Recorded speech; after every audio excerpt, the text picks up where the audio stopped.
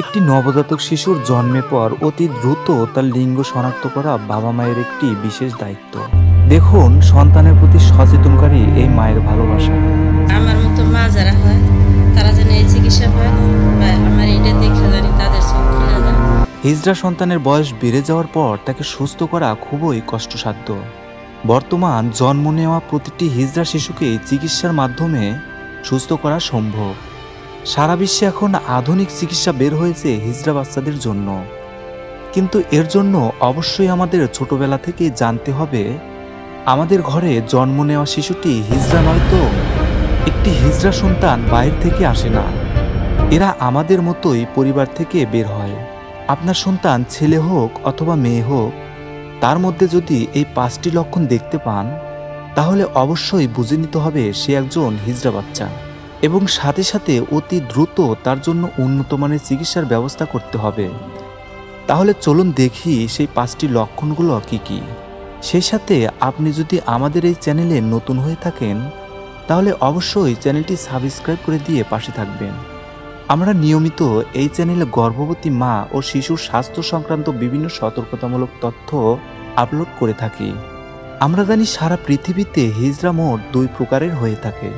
পুরুষের মতো শারীরিক গঠন আর মানসিকভাবে নারীর স্বভাব আছে যে সমস্ত হিজড়াদের, তাদেরকে অকুয়া হিজড়া বলা হয়। এছাড়া অন্য প্রকৃতির হিজড়াদের জেনেনা বলা হয়। অকুয়া ও জেনেনা জাতির হিজড়া মায়ের গর্ভ থেকেই জন্ম নেয়। হিজড়া বাচ্চাদের প্রথম লক্ষণটি হলো, সাধারণত অধিকাংশ ক্ষেত্রে একটি হিজড়া বাচ্চা পুরুষ হয়েই জন্ম নেয়, কিন্তু সেই বাচ্চার পুরুষাঙ্গটি কুকরানো ও মুড়ানো অবস্থায় থাকার কারণে মানুষ ধরে নেয় এটা মেয়ে বাচ্চা। অথচ আমরা যদি একটু লক্ষ্য করি বাচ্চাটির 2টো অন্ডকোষ খুঁজে পাবো, তবে সেটা খুব চেষ্টা করে হাত দিয়ে খুঁজে খুঁজে দেখতে হবে। তার এই কোকড়ানো অংশে যদি কোথাও 2টি অন্ডকোষ খুঁজে পাওয়া যায় তাহলে বুঝতে হবে এটা একটি হিজড়া বাচ্চা। তখন সাথে সাথে চিকিৎসার ব্যবস্থা করলে এই বাচ্চাকে সুস্থ করা সম্ভব। দ্বিতীয় লক্ষণটি হলো, প্রথম অবস্থায় হিজড়া বাচ্চাদের পুরুষাঙ্গ অন্যান্য ছেলেদের মতোই স্বাভাবিক থাকে। কেউ ধরতেই পারে না এটা হিজড়া বাচ্চা নাকি অন্যান্য বাচ্চাদের মতোই স্বাভাবিক।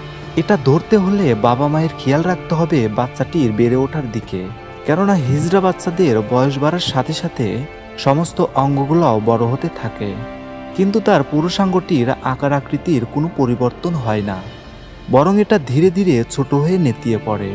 তৃতীয় লক্ষণটি হলো, ছেলে বাচ্চার মতোই দেখতে এবং ছেলে বাচ্চার সকল আচার আচরণ তার মধ্যে থাকলেও পুরুষাঙ্গ থাকে না।